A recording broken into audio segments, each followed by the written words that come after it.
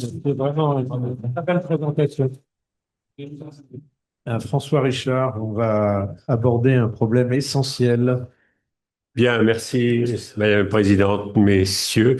Bon, je réponds à la question qui m'a été posée, quelle est l'évaluation pour l'acte thérapeutique et le dispositif médical?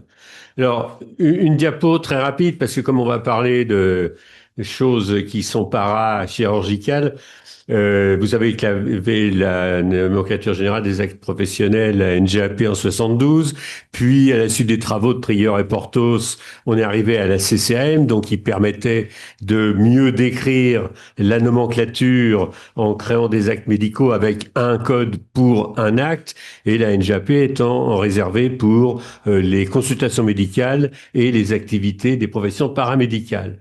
Et en même temps que la nouvelle CCAM a été créée en 2004, l'HAS, enfin c'était une transformation, mais qui contribuait par ses avis à éclairer la décision publique pour optimiser la gestion des biens et services remboursables. Sous-entendu, si l'HAS donne pas son avis, il n'y a pas de remboursement. Et deuxième chose, c'est que la nouvelle CCAM, malgré les efforts de Christian Espagno qui est là et moi et d'autres, on n'a jamais pu la voir en 2004 et la CCAM de 2004 était la même en 2025. Et d'ailleurs, en 2012, un rapport de l'IGAS a insisté sur ces points-là en considérant que la CNAM était un peu juge et partie. Et le rapport de Jean-Marc Aubert en 2017 a confirmé l'obsolescence de la CNAM et surtout les délais et les retards à l'évaluation de l'innovation et à la mise en route de l'innovation. Et ça aboutit donc à la loi sur la sécurité sociale de 2020 qui a dit qu'il fallait une commission indépendante. Et donc ça a été la création du Haut Conseil des nomenclatures dont on partage la présidence avec Christian et la création de quelque chose de très très important qui est la possibilité d'une inscription provisoire avec les registres dont on va reparler. Malgré ça, et donc les missions du Haut Conseil a été de réviser la nomenclature. Alors on peut vous dire qu'actuellement, tous les actes ont été révisés, les plus de 14 000 actes ont été révisés, qu'il y a à peu près un petit quart dont la hiérarchie a commencé. Mais il y a quand même des choses qui persistent, c'est qu'il y a plusieurs centaines d'actes manquants qui persistent parce qu'ils n'ont jamais été évalués par la Haute Autorité de Santé, les plus caricaturaux étant les robots pour tissu mou, puisque en urologie, les premières prostatectomies robots datent de 2000. En septembre 2000, aux États-Unis, ils ont été validés. En 2005, en France, ils sont toujours pas à la CCM. Et donc, l'Académie nationale de chirurgie, elle avait en 2019, avec l'aide de Jacques Meurette, qui va intervenir, je pense, tout à l'heure, on avait été voir la CNAM et on avait en fait un peu anticipé ce qui a été prévu après par la loi. C'est-à-dire qu'on avait obtenu de la CNAM, et ça répond à la question d'Albert Claude Benamou, un code d'extension spécifique pour les robots, pour les tissus mous, qui était nécessaire pour qu'ils puissent être payés. Deuxièmement, la définition de 55 actes dans 5 spécialités où la CNAM donnait l'autorisation, c'était une espèce d'inscription provisoire, sur le fait que les chirurgiens et les centres qui en avaient l'expertise puissent l'utiliser, sur le fait que la CNAM acceptait officiellement de payer les honoraires des chirurgiens qui allaient faire ces actes robotiques à condition que le code soit codé. S'ils ne codaient pas de code, ils n'étaient pas payés. Et ensuite, de mettre toutes les données du PMSI à disposition. Et ça a permis notamment de voir qu'on a pu faire ensuite une étude sur les actes, les 55 actes faits dans les 5 spécialités, sur un total en 3 ans de 102 000 actes malades au robot, 290 000 en célio et 99 000 en voie ouverte pour les mêmes interventions. Donc en plus de ça, on avait une notion de comparaison de ces actes Et le but ici, c'est pas de montrer les résultats, mais c'est de montrer qu'il y avait des différences tout à fait nettes pour un certain nombre de résultats. Et donc, à tel point qu'en 2025, le Haut Conseil des nomenclatures, on est en train de présenter à la CNAM et à la Haute Autorité de Santé toutes ces datas, puisque la HAS avait utilisé à plusieurs reprises en disant on n'a pas de données pour dire que le robot dans les tissus mous a un intérêt. Là, actuellement, on a plus de 490 malades opérés. Il y en a même d'ailleurs actuellement plus de 500 opérés comparatifs suivant les voies d'abord. Donc, on peut leur montrer des résultats basés sur des datas au niveau du PMSI et faire une demande d'inscription dans le cadre de la nomenclature et de la révision de la nomenclature qu'on fait. Et deuxièmement, comme depuis 5 ans, il y a d'autres actes qui sont apparus, on va proposer une liste de nouveaux actes pour les tissus mous qui ne se faisaient pas il y a 5 ans et qui se font maintenant, pour que dans 3 ans, on puisse de nouveau avoir ces datas-là. Et à chaque fois, on est avec le code, l'inscription provisoire, la tarification provisoire, et on va rajouter en plus des codes qu'on demandera à la HAS pour les critères de résultats de ces codes. Et donc, l'Académie de chirurgie, à la suite de cette expérience basée sur des faits, a proposé, dans le cadre des derniers RICF, de dire que on pourrait peut-être prendre cet exemple-là pour essayer d'évaluer les actes et l'utilisation des dispositifs médicaux quand ils ont eu les codes européens. Pour chaque nouvel acte, organiser quelque chose qui réunisse les différentes tutelles, c'est-à-dire la CNAM, la HAS, la Haute Autorité de Santé, l'Académie de chirurgie, l'ATI, les CNP, très important que tous les CNP chirurgicaux et de médecins interventionnels, ainsi que la FSM, soient là-dedans, et que l'ensemble de cette structure, avec des représentants de chacun de ces tutelles, donne son avis sur le dossier qu'on présente, et si c'est un dossier qui, sur le plan de la sécurité et de l'intérêt, a un potentiel notable, à ce moment-là, on crée un code, on crée des critères d'évaluation qu'on demande à la HAS, on définit les libellés, on les hiérarchise, on met en route des registres avec la FSM et les CNP, et ainsi, on met en route exactement ce qu'on a mis en route pour avec des registres et une inscription provisoire et une tarification temporaire. Et au bout de 3 ans, on a plusieurs milliers de datas qu'on peut montrer à l'HAS. Et le gros avantage, c'est que quand on a étudié, on ne le présente pas là, mais on a étudié les raisons pour lesquelles il y avait plein d'actes manquants. Pourquoi il y a des actes manquants? C'est que la Haute Autorité de Santé est submergée de demandes. Alors, je vais vous le montrer. Et surchargé de demandes et ne peut pas répondre à tout le monde, on va voir.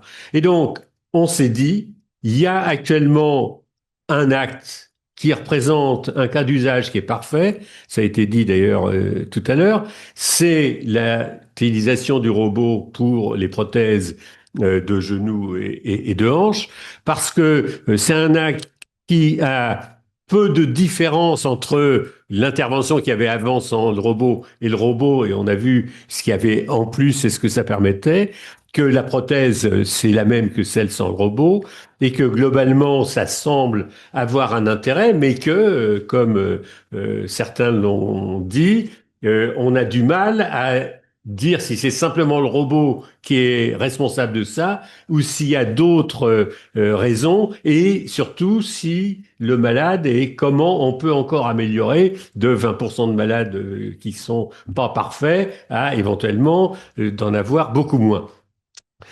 D'autant plus que le système de robotisation de cette technique n'est pas du tout le même, ça a été dit, que dans le cas de la télémanipulation pour les tissus mous et que le risque semble relativement maîtrisé.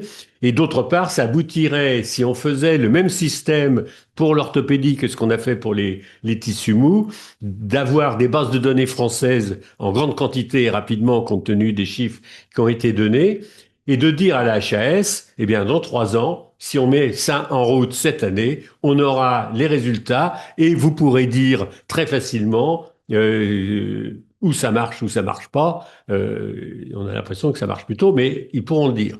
Et d'autre part, là encore, on peut très facilement, parce que la HAS aime beaucoup ça, faire des registres comparateurs, puisqu'il y a avec et sans robot, et on peut faire les deux. Le problème, c'est qui fait quoi? Et là, manifestement, il est très important que la Sofcote et les CNP, d'une part, d'orthopédie, et d'autre part, l'ensemble des industriels, se mettent ensemble pour définir le dossier et les demandes. Et je crois que là, c'est un point important que on définisse. J'évoquais tout à l'heure, est-ce que c'est par industriel ou est-ce que c'est global qu'il faut le faire? C'est pas à moi à le dire, ni à Christian, mais c'est aux professionnels, parce que je vous dis actuellement, l'HAS et la CNAM n'ont pas le même objectif.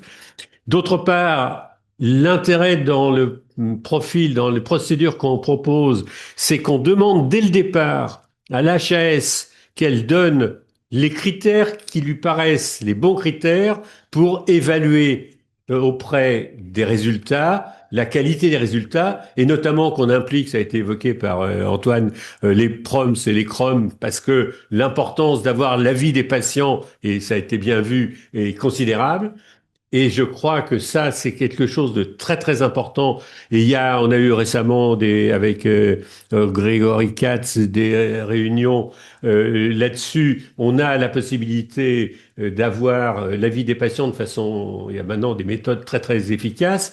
Et on peut même, avec les registres et certains types de registres, si on le veut, aboutir à définir la pertinence future du geste, c'est-à-dire de distinguer les malades qui, en fonction de leurs critères purement objectifs, auront intérêt ou pas à être opérés de la prothèse. Et donc, il faut interroger la l'HS au départ, mais la l'HS en lui disant, on vous demande, donnez-nous vos critères dans les 2 mois, point terminé, puis on démarre, et on verra les résultats dans 3 ans.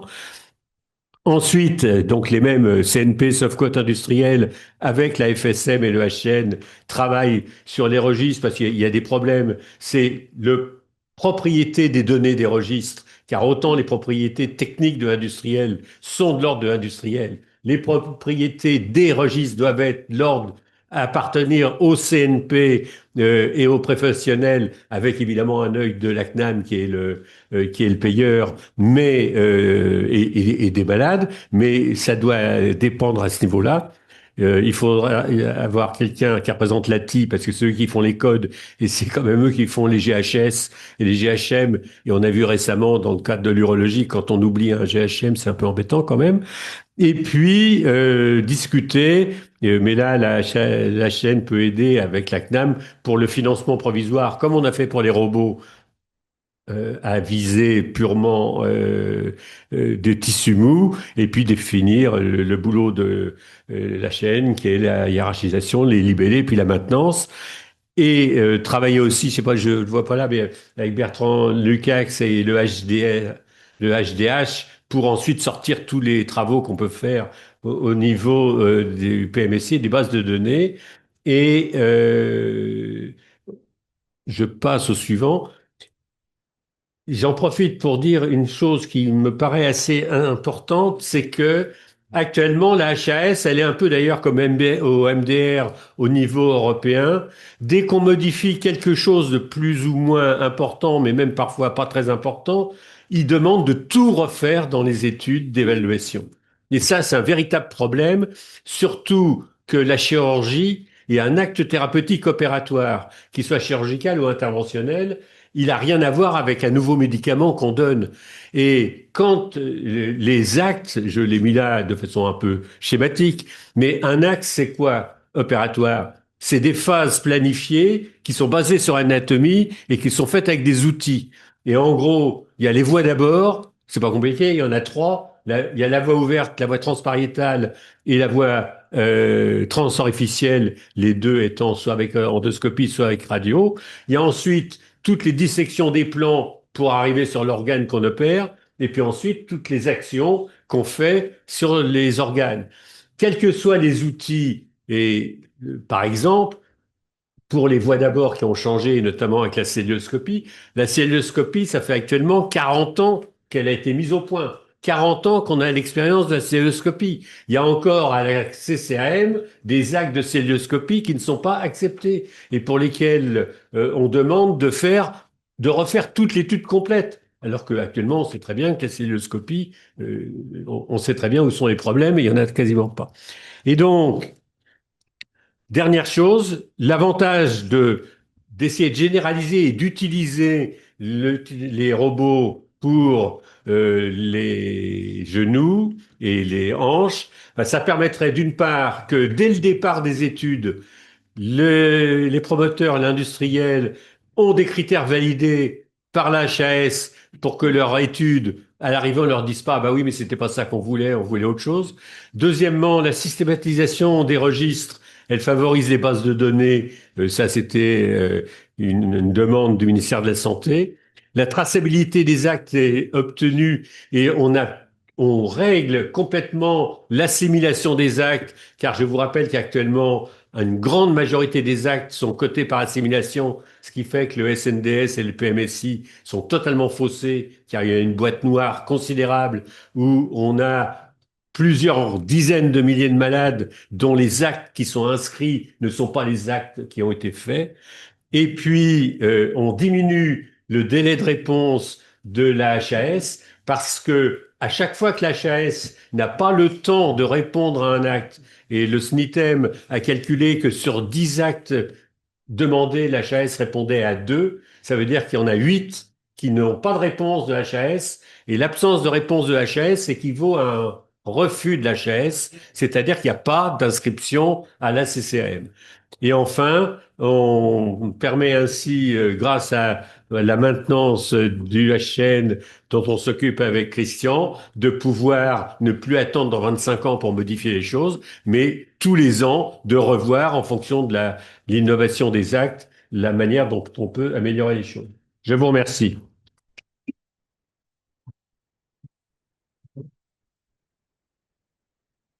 Oui, merci François. Alors moi, je vais poser une question. Je voudrais d'abord faire une remarque. On a quand même des bases de données considérables au monde et on n'est pas capable de faire des évaluations d'actes. Et là, je veux dire que je pense que les médecins sont un peu responsables quand même, hein. Parce que c'est un Français qui fait le premier cancer de la prostate par robot et qu'en 2016, du bout des lèvres, la HAS dit bon, on va l'accepter. Alors qu'il y a 2 études de 100 patients dans le monde, Non, mais on s'est dit, c'est dommage. non, mais il y a beaucoup. Oui. Bon. Il y a beaucoup plus de 2 études. Il y a 2 études de 100 patients randomisés. Le problème, c'est les études. Grégory Katz a montré à l'Académie de chirurgie que, par exemple, pour la thrombectomie thoracique, les études de suivi de registre étaient moins chères, plus rapides, plus efficaces et prouvaient plus l'efficacité des traitements que les études randomisées. Tout à fait d'accord. Et ça fait plusieurs années qu'on travaille sur ce sujet. La question étant le remplissage des registres. Et donc, les outils, d'ailleurs, j'ai vu qu'il y avait des logiciels, certains que je connais, d'autres que je connais de nom, mais je ne sais pas à quoi ils servent. On en parlera tout à l'heure. Parce qu'à mon avis, c'est là que ça se passe. Le problème, c'est les données qui ne sont pas structurées. Oui, Oui, ça. Le problème, c'est que les données, elles ne sont pas structurées pour certaines d'entre elles. Et il y a des logiciels qui ont été développés pour structurer des données non structurées. Ouais. Le logiciel dont je parlais, Codoc, par exemple, c'est un logiciel qui a été développé à la paix, hein, c'est l'Institut Imagine. Imagine, oui, la Necker. un écart. En gros, ils trouvaient pas les malades qui avaient des maladies orphelines pour lesquelles ils trouvaient les traitements. Donc, il fallait les retrouver dans les bases de données de la paix. Et donc, ils ont structuré tout ça. Alors, ma question sur les robots pour les tissus durs, à vous entendre, quels seraient les critères de qualité?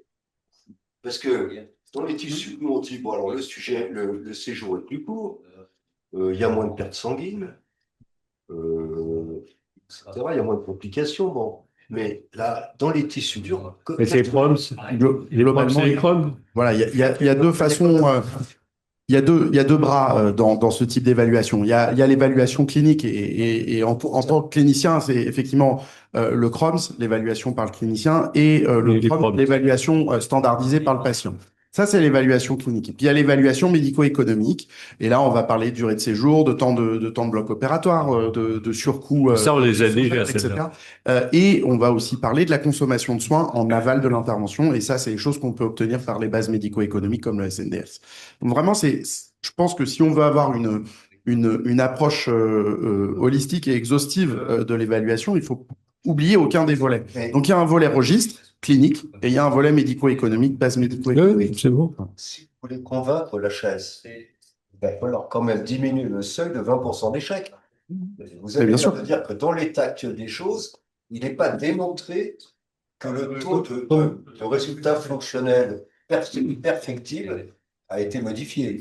Donc, Non, mais déjà, si on demande, oui, mais à la limite, c'est retourner une charge de la preuve. Si on demande à l'HAS, au lieu que l'HAS passe 5 à 10 ans à faire des études randomisées dont certaines ne servent à rien, si on dit à l'HAS, voilà le problème présenté par la CNP, la Sofcot, le CNP, etc.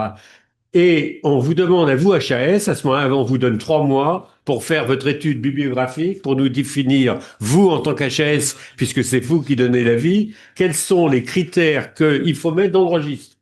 À partir du moment où on dit à l'HAS, vous demandez ça, les personnes qui sont en charge et que j'ai citées de faire le registre mettent dans ces registres ces critères-là. Comme ça, l'HAS a donné les critères sur lesquels elle voulait qu'on juge.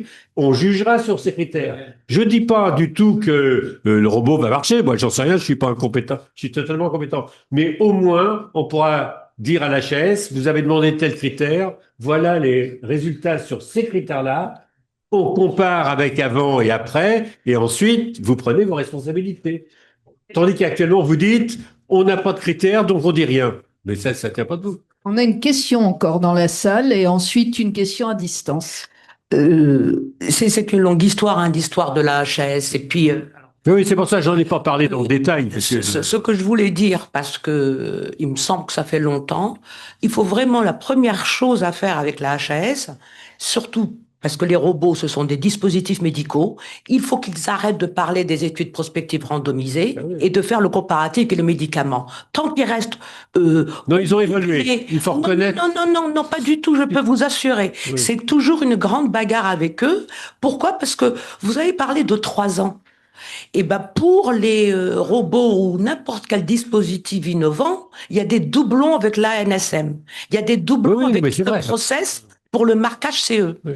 Et le problème de la HAS, c'est qu'il ne prend pas en considération les essais cliniques faits en amont pour un marquage Oui. CE. Donc, c'est le serpent qui se mord la queue. Et à un moment donné, il faut dire un stop. Alors après, je parle spécifiquement pour les robots et autres dispositifs médicaux. Je ne sais pas. Vous avez vu les comités qui Non, mais valident là, au niveau, avec Christian Espagno, au niveau des actes manquants... Une expertise en chirurgie spécifique. Oui, Donc, il non, faut mais... connaître l'acte thérapeutique, comment il doit être codifié. Non, C'est mais- terrible. Non, mais on est d'accord. Mais l'idée, c'est depuis, ça fait 3 ans qu'on travaille tous les jours à ça, on s'est aperçu qu'un certain nombre de choses sont complètement morcelées au niveau des tutelles et n'avancent pas. Donc, si c'est pas nous qui les organisons, le seul moyen, c'est d'organiser les choses nous-mêmes. Donc, on propose une organisation. C'est ce qu'on a fait avec Jacques Meurette en 2020-21 pour le robot IT Sumu. Vu l'expérience qui semble avoir été très positive, on propose de faire la même chose pour le robot dans la mesure où c'est quelque chose relativement bien cadré, à la fois dans les questions que vous vous posez et dans les manières de ceux qui les font, où on peut organiser ça assez facilement.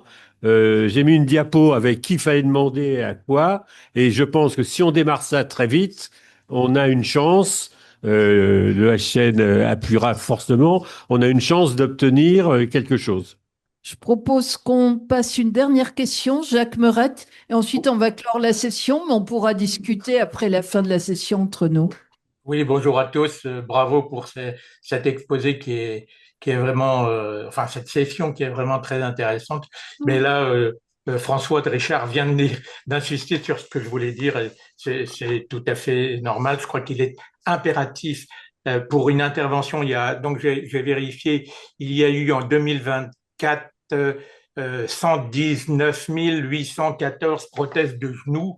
Il serait quand même facile avec des codes d'extension documentaire, de savoir dans 2 ou 3 ans, grâce à l'aide des registres, de savoir exactement, de faire une évaluation aussi bien médico-économique, et ça, Oui. la CNAM sait faire, et que les professionnels puissent se saisir de ça pour faire une évaluation médicale de l'apport de ces techniques à la mise en place des prothèses de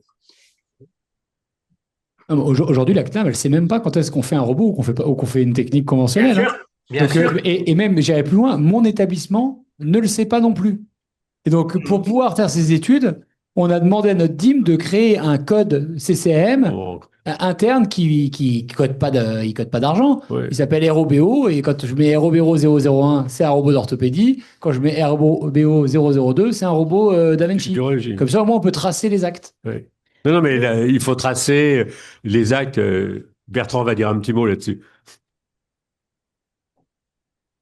Je propose que ce soit la dernière Ouais. question. Après, on peut clore, mais on pourra discuter entre nous. Est-ce qu'il y a des personnes à distance qui vont... Non, deux choses à dire. C'est que cette situation est un pur scandale, qui nuit en premier aux patients. Et c'est un pur scandale qui date depuis 97. Car si vous lisez le rapport Portos-Prieur, qui était le rapport, ce qui a été dit, qu'il fallait abandonner la NGAP pour créer une nouvelle nomenclature. La première recommandation de ce rapport est de dire si la NGAP est morte et ne correspond plus à notre pratique, c'est parce qu'on n'a pas découplé le travail de la tarification, qui est un travail long, au repérage de l'évolution technique. Et il faut que le repérage de l'évolution technique se fasse tout de suite. Première recommandation 97 du rapport Portos-Prieur. Deuxième information, quand on a créé la structure de la CDM, on a créé un code semi-mnémonique, mais avec des digits, c'est prêt depuis donc des années, avec des digits qui permettent de faire des codes documentaires précisément pour pouvoir immédiatement refaire ça. Troisième information, ça a été dit, mais pas, c'est la force effectivement du SNDS, qui est une force unique, qui permet donc par patient d'avoir la traçabilité de son parcours de soins, pas simplement le PMSI, mais tout ce qui est fait en ville. Et la question qui se pose, qu'a dit François, ça a été déjà dit à l'Académie de chirurgie exactement de la même manière il y a 3 ans, il y a 4 ans et il y a 5 ans. Rien n'a changé. Pourquoi? Et là, je me dis, on a une responsabilité collective. C'est qu'on ne sait pas, on n'a pas su, c'est en train d'être mis, bravo, bravo Christian, bravo François, bravo, mais c'est une responsabilité collective. Il est urgent de mettre en place une structure de travail et d'accompagnement professionnel. On est des chirurgiens, on ne sait pas accompagner ce type de travail, et c'est l'analyse que je fais, la raison pour laquelle depuis 3 ans, où on a très très bien identifié la chose, pourtant rien n'a vraiment bougé, il est urgent de faire en sorte qu'on se mette au travail, mais avec une structure de travail qui soit à la hauteur du projet. C'est pour ça que là, on a un cas d'usage fantastique et que j'étais à l'académie à la Softcode pour parler de ça et qu'on a parlé avec un certain nombre d'orthopédistes et d'industriels. Et je crois que là, il faut qu'on mette au point en pratique. Je vous enverrai mon diaporama, mais en pratique les choses et puis on dit qui fait quoi et que d'autre part j'ai vu le président enfin je vais voir le nouveau puisque ça a changé, mais que je connais bien pour le CNP et la Softcode pour que on organise au niveau de toutes les structures chirurgicales et avec Christian, on est en train de travailler là-dessus parce que on avait les mêmes difficultés avec les inscriptions provisoires et la CNAM pour les registres, pour que quand on décide, une société savante décide de mettre en route des registres, eh bien, on déclenche des choses de façon beaucoup plus efficace, surtout qu'on a progressé un peu à la fois sur la qualité et à la fois sur le financement.